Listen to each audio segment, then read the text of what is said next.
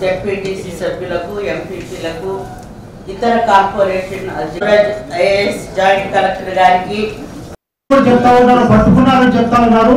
ఈ ఆర్టికల్ మీకు ఇప్పుడే పంపిస్తాను. తప్పకుండా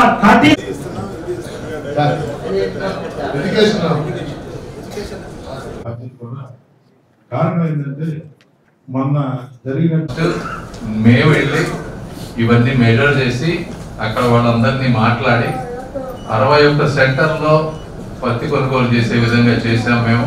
రెండోది, వీళ్ళు ఇక్కడ మీరు చెప్పినట్టు ఇది ఒక వ్యవస్థలో ప్రతి ఒక్కరు భాగస్వాములు అయి ఉన్నారు.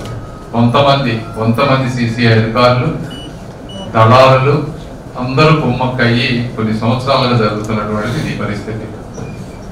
దీన్ని ఇమీడియట్ గా వీళ్ళు చేయకపోతే నేను సెంట్రల్ మినిస్టర్ గారితో పర్సనల్ గా ఫోన్ లో మాట్లాడి, సిసిఐ చైర్మన్ గారితో మాట్లాడి ఆగమేఘాల మీద వేరే అధికారులను తీసుకొచ్చి ఇవన్నీ మేము ఓపెన్ చేసి చేపిస్తా ఉన్నాం.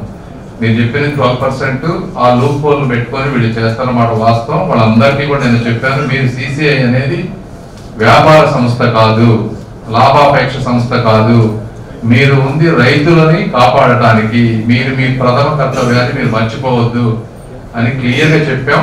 చేస్తారు. మీరు కూడా ఏదన్నా ఎక్కడన్నా మళ్ళీ తప్పులు జరిగితే మా దృష్టికి తీసుకురండి. తప్పనిసరిగా నేను మినిస్టర్ గారితో మాట్లాడి ఈ 8 to 12% ఏ విధంగా అడ్జస్ట్ చేయాలి. ఎందుకంటే మనం ఇది పెడితే ఒక్కొక్కసారి ఇంకా అంటే మరీ గవర్నమెంట్ సపోర్ట్ చేస్తుంది తప్పించి దాన్ని కూడా వాళ్ళు అబ్యూజ్ చేసేటువంటి పరిస్థితులు కూడా కొన్ని ఉంటాయి. వాళ్ళ లిమిటేషన్స్ వాళ్ళకు ఉంటాయి. కాబట్టి బ్యాలెన్స్డ్ అప్రోచ్ లో పోయి కొంత రిలీఫ్ వచ్చే విధంగా చేసే బాధ్యత నాది. మీ ప్రాంతం కానీ ఈ ప్రాంతం కానీ ఎక్కడైనా మీకు ఇబ్బంది అయితే నా దృష్టికి తీసుకురండి, నా ఫోన్ నెంబర్ తీసుకురండి. తప్పకుండా రైతులకి అండగా ఉండే బాధ్యత మాది. Thank you.